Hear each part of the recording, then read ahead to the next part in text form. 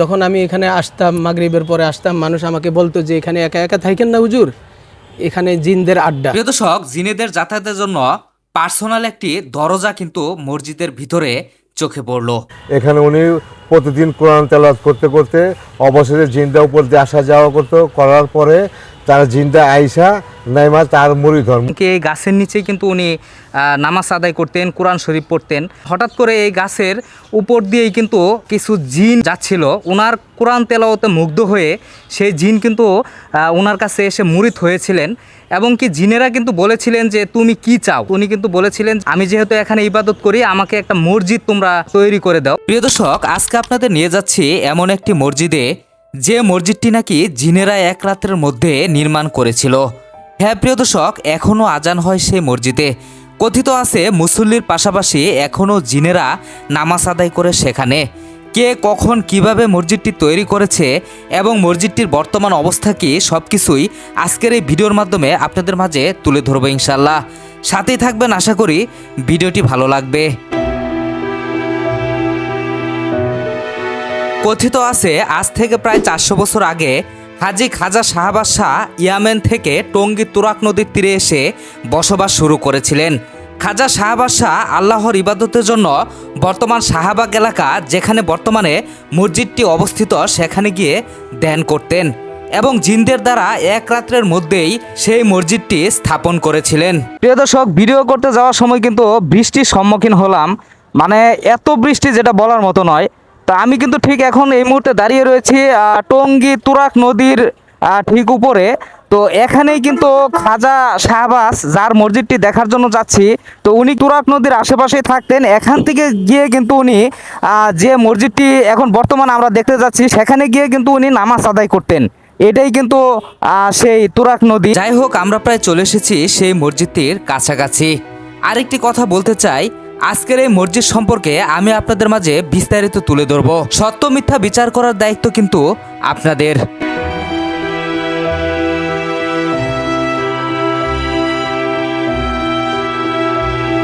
প্রিয় দর্শক, মসজিদটির সামনে বড় করে লেখা দেখতে পেলাম হাজী খাজা শাহবাজ জামে মসজিদ ও মাজার শরীফ। পাশেই দেখতে পেলাম প্রত্নসম্পদ অধিদপ্তরের একটি ব্যানার। সুতরাং মসজিদটি অনেক পুরাতন হওয়ায় এটি প্রত্নসম্পদ অধিদপ্তরের আওতাধীন রয়েছে। চলেন তাহলে ভিতরে ঢোকা যাক।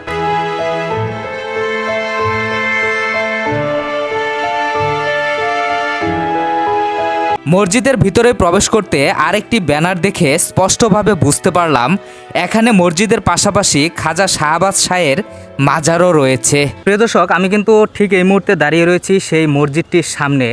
আমার সামনে কিন্তু সেই মসজিদটি দেখতে পাচ্ছেন, যে মসজিদটি জিন দ্বারা তৈরি। এখানে কথিত আছে যে এক রাত্রের মধ্যেই নাকি এই মসজিদটি তৈরি করা। প্রিয় দর্শক, মসজিদটির সামনে এসে যে কারোরই মানতে হবে এটি নিখুঁত একটি স্থাপনা। আজ থেকে 400 বছর আগে জিনেদের দ্বারা এই মসজিদটি তৈরি করা হয়েছে, এমনটাই কিন্তু ইতিহাসে লেখা রয়েছে। দেখেন, এখনও যেন বুক ফুলিয়ে দাঁড়িয়ে রয়েছে এই মসজিদটি। প্রিয় দর্শক, আমি কিন্তু ঠিক এই মুহূর্তে মানে বসে আছি ঠিক এই মসজিদটির মেন গেটের সামনে। আমার পিছনে যে গেটটি দেখতে পাচ্ছেন, এখানে যে পাথরগুলা দেখতে পাচ্ছেন, এখানে এসে এই পাথরগুলা চোখে পড়লো। তো এই পাথরগুলা যে অনেক আগের পাথর এবং কি ওই সময় আজকের থেকে 400 বছর আগে কিন্তু এই ধরনের পাথর কিন্তু আমাদের এই এলাকাতে ছিল না। তো এই থেকেও কিন্তু অনেকটাই প্রমাণ করা যায়, বা এখানে যারা আছেন, যারা পুরাতন লোক আছেন, ওনারা কিন্তু বলেন যে এই পাথরগুলা জিনেরাই নিয়ে এসেছিল এবং কি এখানে স্থাপন করেছে। তো এই ধরনের কথাই কিন্তু এখানে শুনতে পারলাম। আর আমি নিজের চোখেও কিন্তু দেখলাম, যেটি দেখতে পেলাম যে আসলেই অনেক পুরাতন এই পাথরগুলো। প্রিয় দর্শক, মসজিদে ঢোকার আগে চলেন আগে দেখে আসি খাজা শাহবাজ শাহ যেখানে বসে ইবাদত করতেন এবং যেখানে জিনেরা এসে তার মুরিদ হয়েছিল।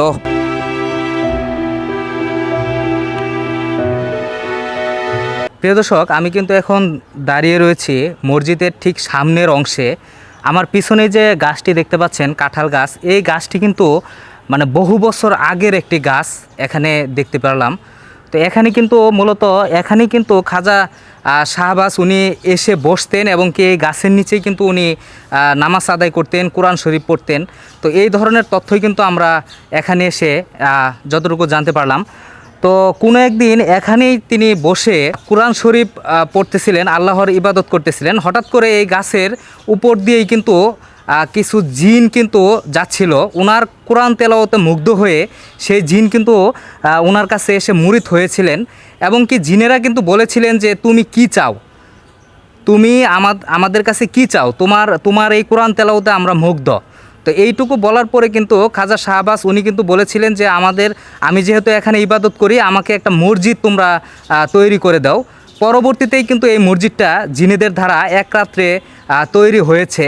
তো এমনটাই কিন্তু এখানের মুরব্বি যারা আছেন ওনারা কিন্তু এমনটাই বললেন বা ওনাদের কাছ থেকে কিন্তু এমনটাই শুনতে পারলাম। আসসালামু আলাইকুম ভাইয়া, ভালো আছেন? ওয়ালাইকুম আসসালাম, জি ভালো আছি। ভাইয়া আমি আসছি মূলত একটা ইউটিউব চ্যানেল থেকে।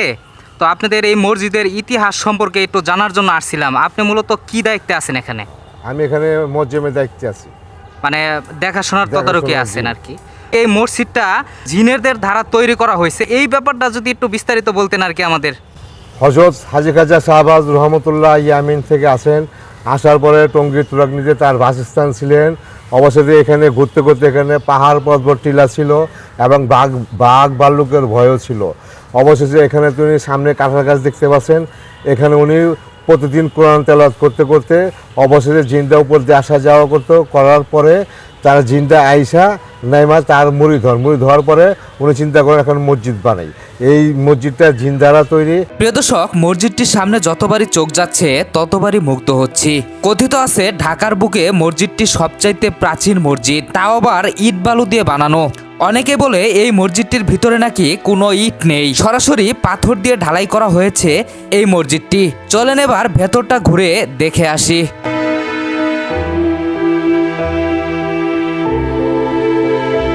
প্রিয় দর্শক, মসজিদের ভিতরে ঢুকতেই কেমন জানি ঠান্ডা একটি অনুভব হলো। 3 গম্বুজের এই মসজিদটি এখনো যেন কালের সাক্ষী হয়ে দাঁড়িয়ে রয়েছে। শুনেছি এই মসজিদে এমন একটি দরজা রয়েছে যে দরজা সবসময় খোলা থাকে। কথিত আছে ওই দরজা দিয়ে নাকি জিনেরা যাতায়াত করে। ভিতরের কিছু কিছু অংশ ভেঙে যাচ্ছে এমনটাই দেখতে পেলাম। ভাঙারই কথা, কেননা এই মসজিদটির বয়স নাকি 400 বছরের কাছাকাছি।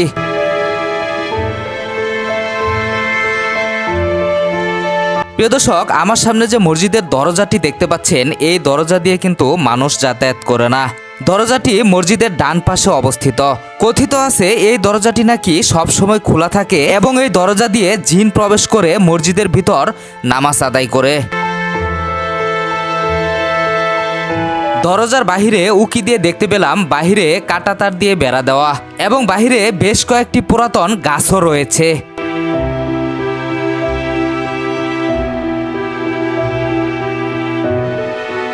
এখানে যিনি বর্তমানে নামাজ পড়ান ওনাকে খুঁজে পেলাম না, তবে আরেকজন ইমাম সাহেব খুঁজে পেয়েছি যিনি রমজান মাসে তারাবির নামাজ পড়ান। চলেন তার সাথে কথা বলে আসি।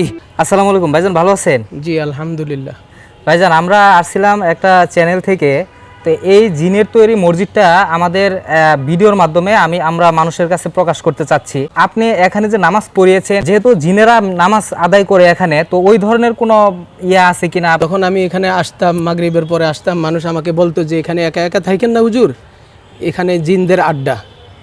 তা আমি বলতাম যে আমি এখানে ওদের তো কোনো আমি সমস্যা করব না, আমি আমার কাজ করব, আমি তেলাওয়াত করব, আমি তো ওনাদেরকে কোনো যায় ঝামেলা করবো না, ওনাদের কোনো ডিস্টার্ব দিব না, আর ওরা আমাকে ডিস্টার্ব করবে না। আমার এতটুকু আত্মবিশ্বাস, যেহেতু আমি আল্লাহর ঘরে এখানে তারাবির নামাজ পড়াবো, হ্যাঁ, কোরআন শরীফ তেলাওয়াত করব, এটা আমি ভয় করতাম না। কিন্তু মানুষ আমাকে প্রায় মানুষে বলতো যে এখানে হুজুর একা একা থাকেন না। তো আমি আসলে এখানে বসে বসে তেলাওয়াত যখন করতাম, মানে বিভিন্ন গুনগুন শব্দ পাইতাম, মানে শব্দ পাইতাম, কিন্তু মানুষ আমি দেখতাম না কখনো। আরে জিন যে নামাজ আদায় করতেছে ওটা চোখে পড়ে না। যখন আমি তারাবির নামাজ পড়াইতে দাঁড়াইতাম তখন দেখতাম মানুষের সংখ্যা কম, আবার যখন নামাজ সালাম ফিরাইয়া দেখতাম যে মানুষ মোটামুটি আলহামদুলিল্লাহ ভরে গেছে। বুঝতে পারছি, মানে তবে এতটুকু আমি মানে আত্মবিশ্বাস ছিল যে যখন আমি একা একা মাগরিবের নামাজে মানে পরপর আমি তেলাওয়াত করতে থাকতাম, তখন মসজিদের ওনাগানা মানে আওয়াজ এগুলি শুনতে পাইতাম। মানে অনুভব হইতো আর কি। হ্যাঁ, অনুভব হইতো যে হ্যাঁ মনে হয় কিছু একটা আছে, এরকম হইতো। কিন্তু আমি আসলে ভয় করতাম না। কেন ভয় করতাম না? যেহেতু আমি ওদেরকে কোনো ডিস্টার্ব দিব না, আমি এখানে তেলাওয়াত করব, তেলাওয়াতের পরে আমার নামাজের যখন টাইম হবে তখন আমি তারাবির নামাজ পড়াবো। কখনো কখনো আমি মসজিদে একা একা থাকতাম, আচ্ছা আচ্ছা। একা থাকতাম। একা থাকার পরে দেখা গেছে কখনো দেখতাম মসজিদের যে আজানের একটা নির্দিষ্ট টাইম, ওই টাইম যখন হইতো, টাইম হওয়ার মনে করেন 2-3 মিনিট আগে আমাকে ডাক দিত। আমার নাম আক্তার, জোরে এইভাবে ডাক দিত, আক্তার কয়ে কানের মধ্যে আওয়াজ দিয়ে ডাক দিত। ডাক দেওয়ার সাথে সাথে আমি উঠা বইসা এদিক তাকাইতাম ওদিক তাকাইতাম যে আমাকে ডাক দিল কে, হ্যাঁ হ্যাঁ। মানুষ খুঁজতে থাকতাম। তখন আসলে কেউ মানুষ ছিল না। আসলে কিন্তু মানুষ পাই না খুঁজা, তখন আমি মনে মনে ভাবতাম যে মসজিদে আলহামদুলিল্লাহ জিন থাকে। প্রিয় দর্শক, যেহেতু কোরআনে রয়েছে আল্লাহ পাক জিন এবং মানুষ তৈরি করেছেন তাহার ইবাদতের জন্য, সুতরাং জিন যে পৃথিবীতে রয়েছে এটা অবশ্যই বিশ্বাস করতে হবে। আজকের এই মসজিদটি সম্পর্কে বিস্তারিত আপনাদের মাঝে তুলে ধরার চেষ্টা করেছি। এবার সত্য মিথ্যা যাচাই করার দায়িত্ব আপনাদের। এই মসজিদটি নিয়ে বাংলাদেশের বিভিন্ন টেলিভিশনে ভিডিও প্রকাশ করা হয়েছে। আপনার কি মনে হয় অবশ্যই কমেন্টে জানাবেন। সবাই ভালো থাকবেন, সুস্থ থাকবেন। আল্লাহ হাফেজ।